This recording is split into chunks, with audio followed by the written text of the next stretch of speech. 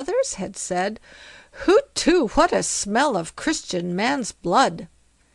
That very moment Halvor hewed off the first head, and then all the rest, but the last was the toughest of them all, and it was the hardest bit of work Halvor had to do to get it hewn off, although he knew very well he had strength enough to do it.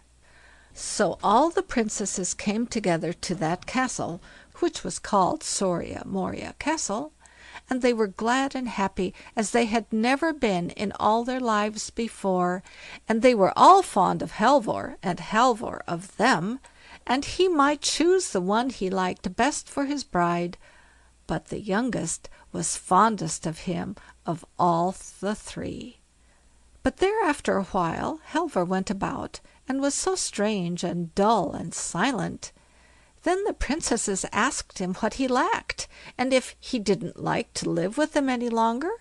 Yes, he did, for they had enough and to spare, and he was well off in every way, but still, somehow or other, he did so long to go home, for his father and mother were alive, and them he had such a great wish to see. Well, they thought that might be done easily enough. You shall go thither and come back hither, safe and unscathed, if you will only follow our advice, said the princesses. Yes, he'd be sure to mind all they said.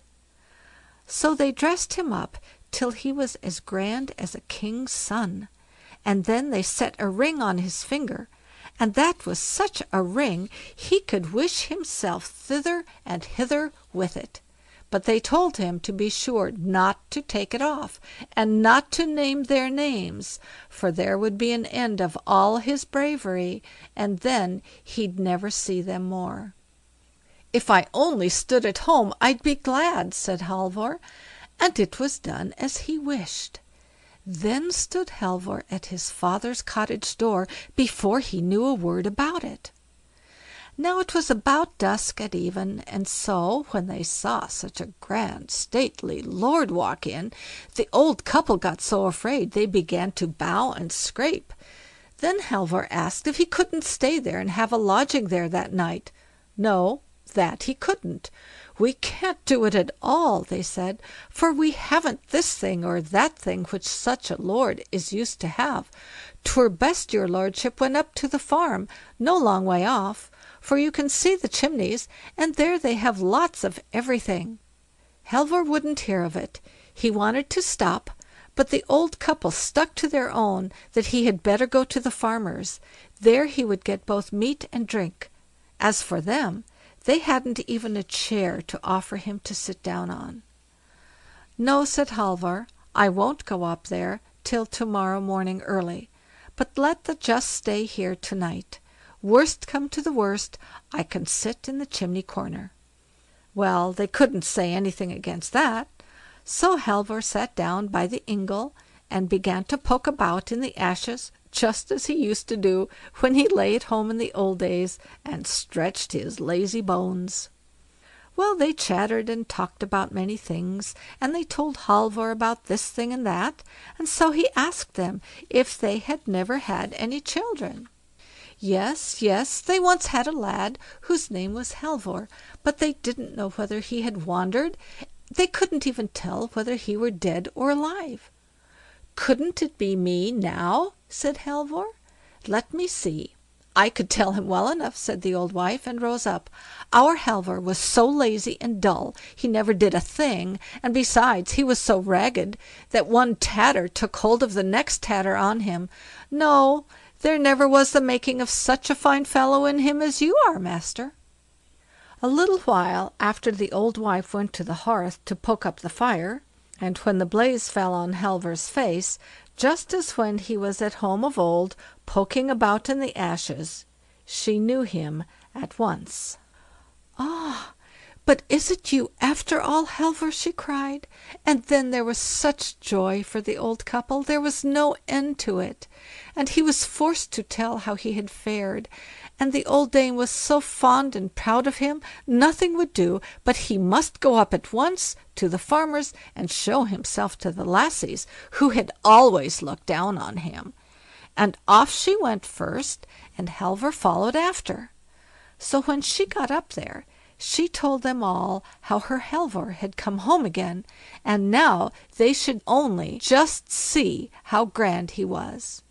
"For", said she, "he looks like nothing but a king's son."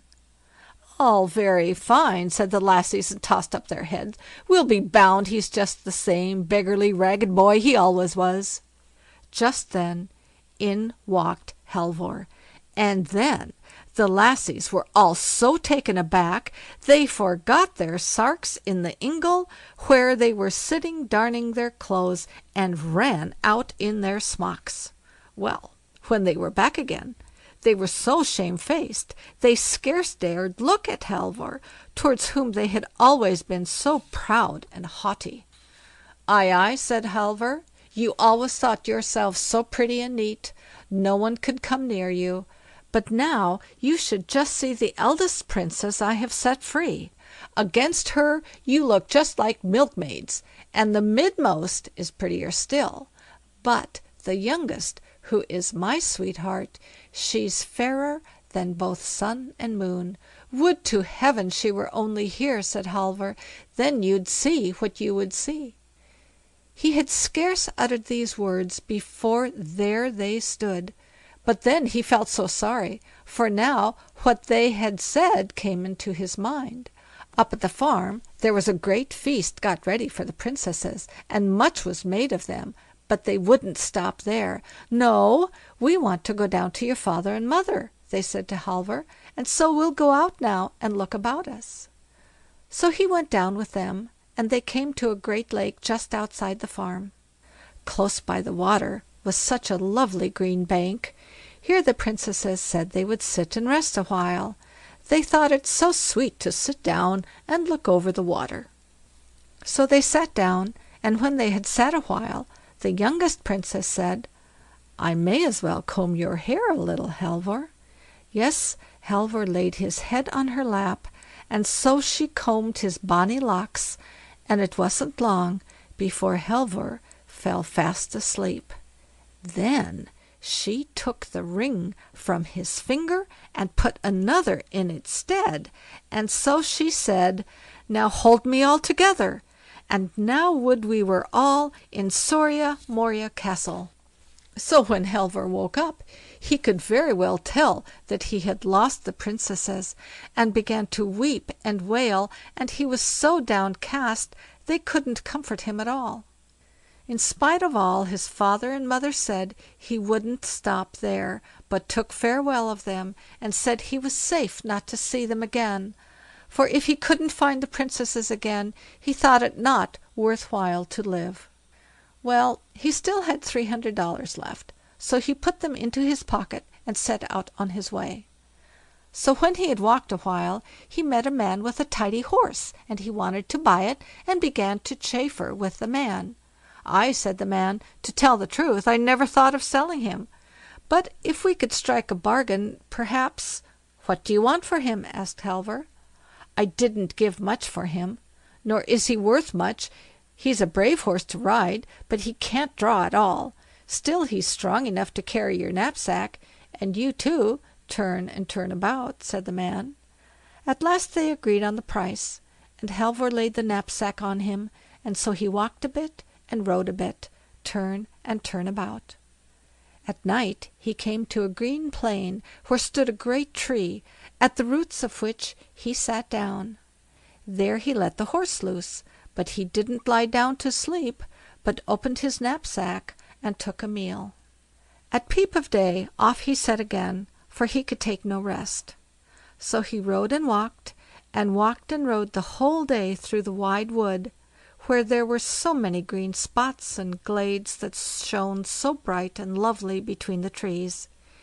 He didn't know at all where he was or whither he was going, but he gave himself no more time to rest than when his horse cropped a bit of grass, and he took a snack out of his knapsack when they came to one of those green glades.